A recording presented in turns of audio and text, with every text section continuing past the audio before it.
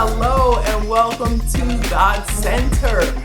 It has been a while. I'm so happy for you guys who are tuning in. I hope that you have been doing well.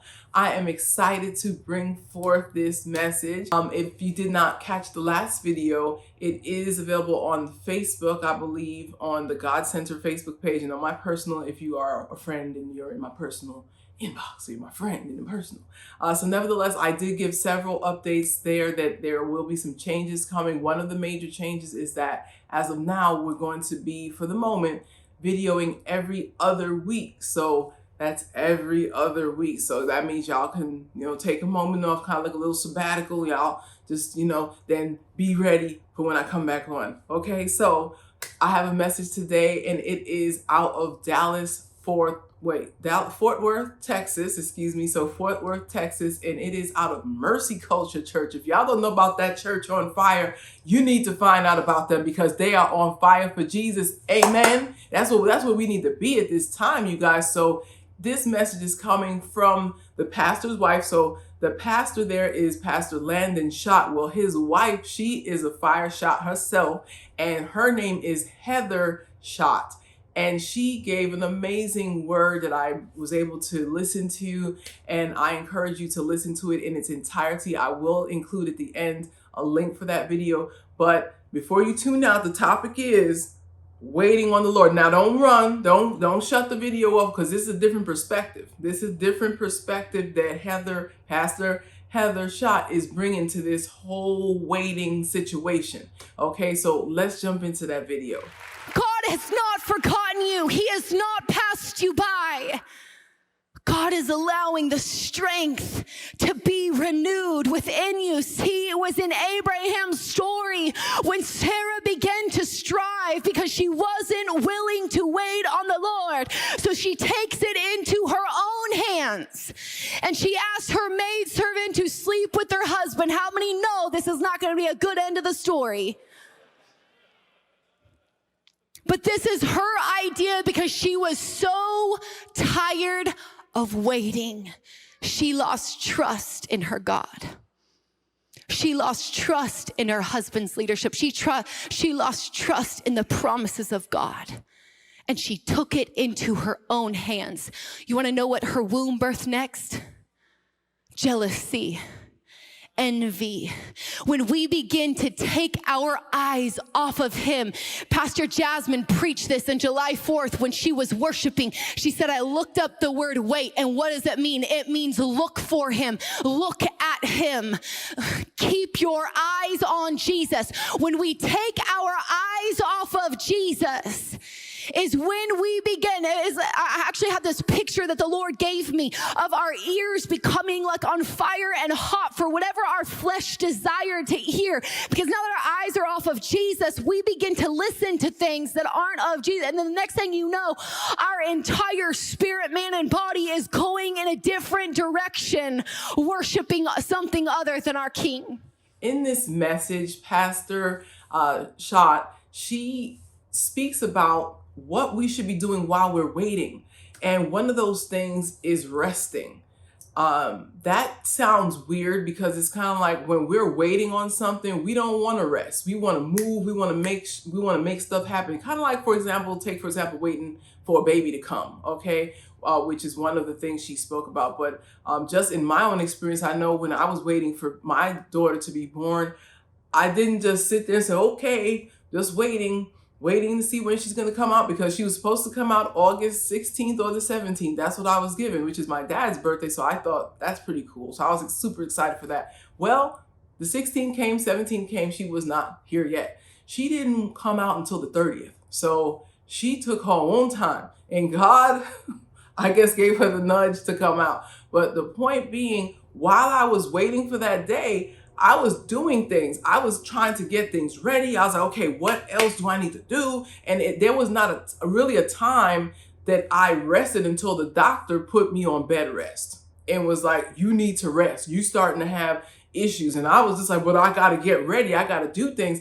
And that I believe is so powerful, to be able to know that there comes a time when we're waiting for a thing, whatever that thing is, whether you're waiting on a spouse, whether you're waiting for a house, whether you're waiting for a baby to come, whatever it is that you're waiting for business to bust off. Yes, you have to do some things, but there has to come a time where you rest. And during that time of rest, I want to read what one of the things she said. She says, while we're resting, that also means that we're to be standing firm. And she references Ephesians 6:10, where it talks about after having done all these things, meaning after putting on the full armor of God. So again, there's action being taken, there's things being done, there's preparation being made. And so this is not just sleeping, okay? We're not sleeping on the job. We on the job, but it says after having done all this, I mean, after having put on the full armor of God, then stand firm in the Lord. That means now you can rest. You got your armor on. Now you standing firm, meaning you're not going to be moved, you're not going to be shifted. You're waiting on the Lord now. You are resting in God's promises, knowing what you know about God and knowing about what his word is and how true his word is. You rest there and you wait. You patiently wait. And patience, that has its own definition. That means that it was kind of funny. Let me read you the definition of patience. The definition of patience, let me read it to you. It says the ability to wait for a long time without becoming annoyed and irritated. My God, how many of us have been sitting in traffic and we're waiting and we are annoyed? We are like, what is really wrong with these people? Do I need to come out of my car and give them a quick tutorial on how to move and which lane you need to be in if you're going to move in this way? Amen? But waiting patiently waiting. So the other thing is, I love how she pointed out how Noah waited 120 years for the promise to happen, for what he had been told to happen. 120 years, that's a heck of a long time, y'all. And then she started talking about Moses and Sarah and how long they waited. And Sarah, like, if we're honest, probably like a lot of us, she took matters into her own hands. And I love what she says. She says that whenever we get impatient, or whenever we wait for too long and we're not patient in the wait, that we get restless. And whenever we get restless, that means that we have essentially lost trust in God, and we're no longer trusting him. So we have to take matters into our own hands. And with the case of Sarah, she lost trust in God. She also lost trust in her husband's ability she has lost trust in him and his ability to lead, because it's like, how you lead, and you so let me help him out. Go sleep with the help. We already know that was gonna turn out wrong. We knew this. You didn't have to read anything further. You could have just known the drama was coming.